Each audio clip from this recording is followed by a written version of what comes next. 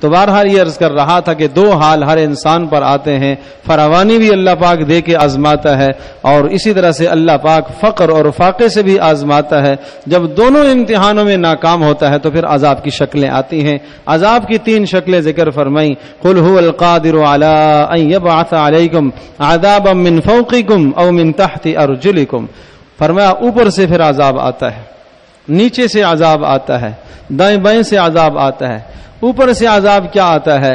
حضرت عبداللہ ابن عباس رضی اللہ تعالی عنہ ارشاد فرماتے ہیں اوپر سے عذاب آنے کا ایک معنی یہ ہے وقت پر بارش نہیں ہوگی، یہ اوپر سے عذاب ہے۔ نیچے سے آنے کا عذاب زمین غلے اگانا چھوڑ دے گی، یہ نیچے سے عذاب ہے۔ اوپر سے عذاب یا بارش طوفانی ہو جائے اور وہ ہلاکت کا ذریعہ بن جائے، اور نیچے سے عذاب زلزلے ہونے شروع ہو جائیں، یہ نیچے سے عذاب ہے۔ اور ہر آدمی کے لیے یہ تو عمومی عذاب ہے، اوپر سے عذاب آئے گا، بارش کا نہ ہونا یا بارش کا زیادہ ہونا یہ عمومی عذاب ہے، زلزلہ آئے گا یہ عمومی عذاب ہے۔ پھر ہر آدمی کے لیے الگ الگ عذاب ہے، اوپر سے بھی نیچے سے بھی۔ وہ کیا ہے؟ عبداللہ ابن عباس رضی اللہ تعالیٰ عنہ ارشاد فرماتے ہیں ہر آدمی کے لیے اوپر سے عذاب یہ ہے کہ اللہ پاک اس کے اوپر سخت ظالموں کو مسلط کر دے گا، ظالم حکمران مسلط ہو جائیں گے، یہ اوپر سے عذاب ہے۔ اور نیچے سے عذاب کیا ہے؟ اس کے ماتحت خائن ہو جائیں گے، خیانت کرنے لگیں گے، اس کے ماتحت کام کرنے والے بددیانت ہو جائیں گے، یہ نیچے سے عذاب کی شکلیں۔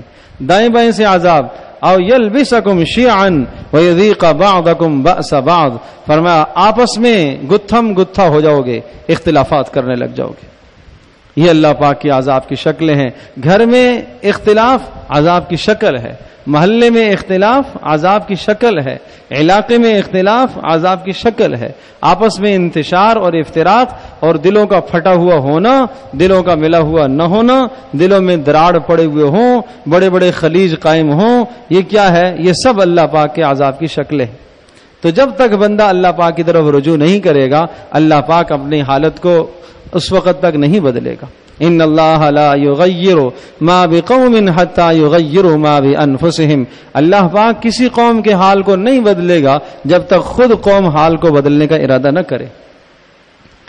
یہ تو حضرت محمد صلی اللہ تعالی علیہ وسلم کی برکت سے احسان ہوا کہ اجتماعی عذاب نہیں آتا کہ ہم ہلاک ہو جائیں، ورنہ گزشتہ قوموں کی جو نافرمانیاں تھیں اللہ پاک کی طرف سے ایک بار عذاب اجتماعی آتا، فرشتہ آ کے چیخ لگاتا، سب کے سب مر جاتے، آسمان سے پتھر برستے تھے، آسمان سے سخت عذاب کے ٹکڑے برستے تھے، زمین کے اندر دھنس جایا کرتے تھے۔ وہ عذاب اللہ پاک نے اس امت پر مسلط نہیں کیے، اس امت پر یہ عذاب ہوں گے۔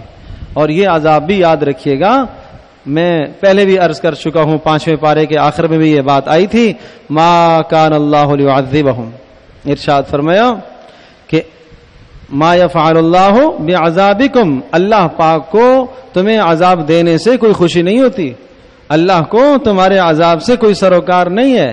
ان شکرتم وآمنتم، اگر تم شکر کرو ایمان لاؤ تو اللہ تمہیں کیوں عذاب دے؟ اب یہ عذاب پھر کیوں دیتا ہے ہمیں؟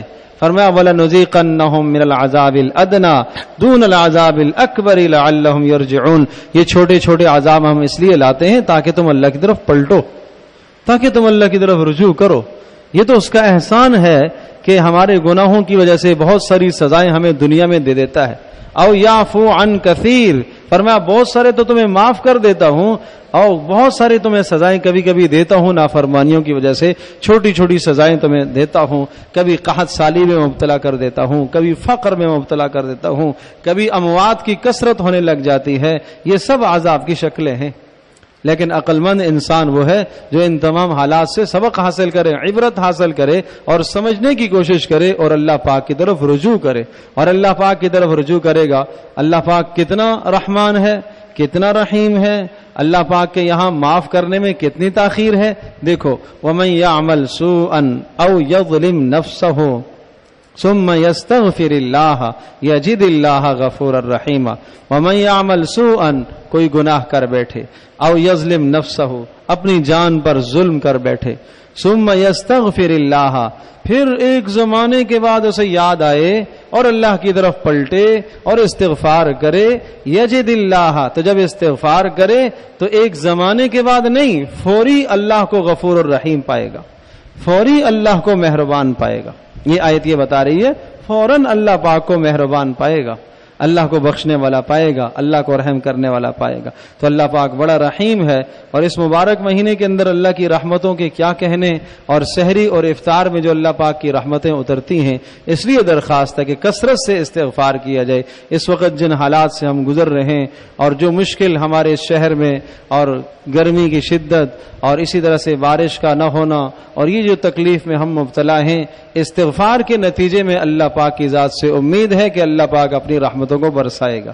کثرت سے استغفار کرو، گھروں میں بھی استغفار کا اہتمام کراؤ، خود بھی استغفار کرو۔ اللہ تبارک و تعالی ہم سب کے لیے عمل کرنا آسان فرمائے۔